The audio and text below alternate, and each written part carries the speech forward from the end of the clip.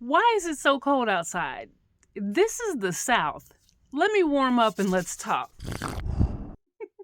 Hey, it's been a minute, hasn't it? Well, it's a new year, I'm back, and I have new material to share. So I appreciate you joining me or sticking with me. I have something a little different to share here today. A viewer asked me a question about achieving details in papier-mâché pulp. Today I'm sharing a recent experiment I did in an attempt to find an easier way to achieve detail. I'm also going to be sharing tips throughout the video as per usual, so be sure to watch through to the end. Let's grab a cup of cocoa or tea. Yes, there's really tea in here, I'm not faking. And we'll see how this turns out. If you are at all familiar with my channel and my work, you may recognize this. This is my sanding box. If you're not familiar with it, I'll put a link in the description so you can learn more. Sanding papier-mâché pieces creates lots of dust, as I'm sure you can imagine. One day as I was cleaning out my homemade sanding box, I had a brainstorm that maybe I could use this dust for something. That something popped up when a viewer asked me whether there was a way to create finer details in papier-mâché. Papier-mâché is an awesome, sustainable, eco-friendly material, but sometimes it's hard to get tiny details in papier-mâché pulp or in the layered papier-mâché. So I'm trying this out to see if I can find a way to create a finer compound that can be used to create finer details. I saved all the dust I could from sanding a couple pieces over the course of a few weeks, so I could try to make up a decent amount of a paper dust composite. Fun fact, I like to bake, and I'm often baking cookies or breads or biscuits, doughs, etc., and this feels very similar to that. But while it looks promising, I'm encountering an issue of it being just too sticky. It's kind of similar to a caulk, so the first thing I'm going to try is to use it to patch some things that need to be smoothed out. So I'm going to use it on some existing pieces. The verdict is that this is great for patching. This dried overnight, it's hard, and it can be sanded, and I would definitely recommend it for patching. I did manage to generate some more dust, so I'm adding that in to see if that helps a little with the stickiness, because if it's too sticky, that's another thing that's going to prevent achieving small details in whatever you would want to sculpt. I will say in hindsight that if I could go back, I probably would not add additional glue to this mixture, because if you think about it, the first time I made pulp with this, I added loads of glue to make the pulp stick together.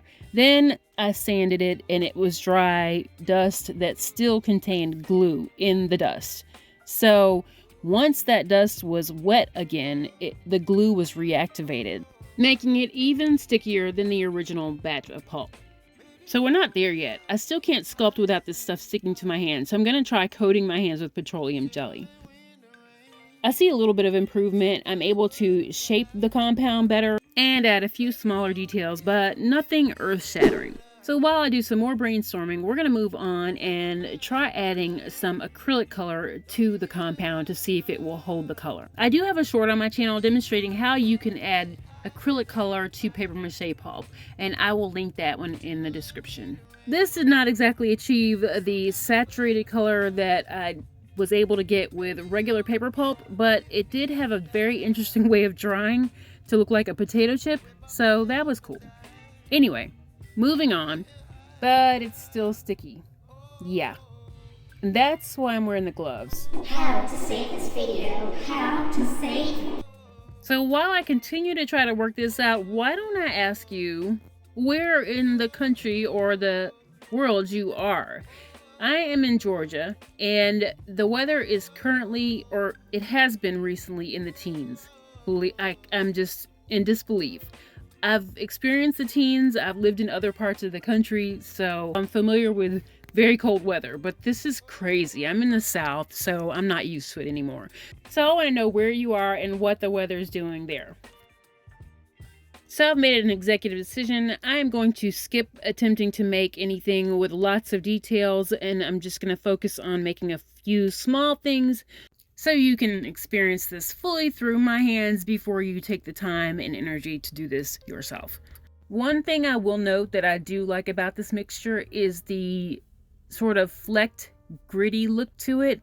When it dries, it looks a little bit more like maybe a concrete or a stone. So that's kind of unique and interesting. And that sort of informed what I decided to make with it. Okay, I think I promised some tips in this video, so I'm going to start delivering on that.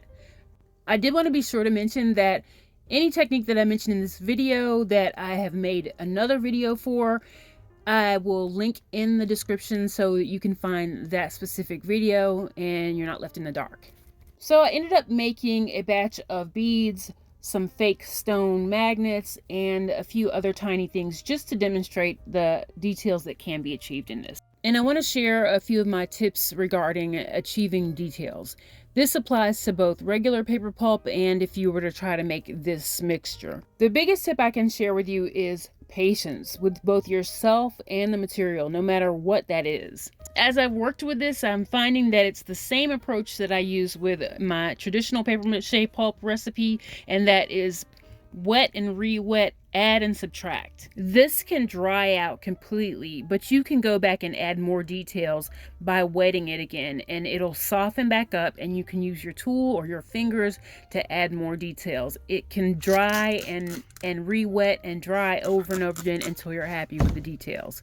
Now the beads have dried and I've moved on to punching holes into them. You may ask why I don't punch holes while they're still wet, and that's from experience. The holes shrink and dry and they close. So I wait for the beads to dry and then I punch the holes afterwards. Let me save someone else some time. I've also tried drying the beads on wood skewers and drilling holes after they're dry with my Dremel, but the result is not unlike an automatic pitching machine. The Dremel launches beads everywhere and I just wouldn't recommend it. This has proven to be the easiest approach for me. Please, if you try this, use great caution because you can injure yourself. Now that they've all got holes in them and I have counted 130 beads, I have determined that they must be sanded and buffed for the best effect. Wish me luck. The good news is that this composite sands as easily as my traditional paper pulp recipe. And now the paper dust stones. I'm gonna be totally honest, these didn't dry as pretty as I hoped. I'm gonna go ahead and buff these to try to bring out the pretty texture and make it look better. If you've made it this far in the video, drop an Easter Island head emoji in the comments. For starters, I'm smoothing these a little bit with my Dremel, and then I'm gonna add a buffing bit to my lighter weight, cheaper little cordless rotary tool. It's similar to a Dremel, but it's lighter weight. I love it for lightweight jobs like this. It's a lot easier than the corded Dremel. Okay, I'm intentionally not painting these because I wanted to try to see if I could illuminate the natural properties of this material. It kind of reminds me of petrified wood. Okay, yes, I did say I wouldn't paint, but I will embellish a little bit. And I'm just going to use a white paint marker to do that. And here are the completed magnets. You can see more about these at the link in the description.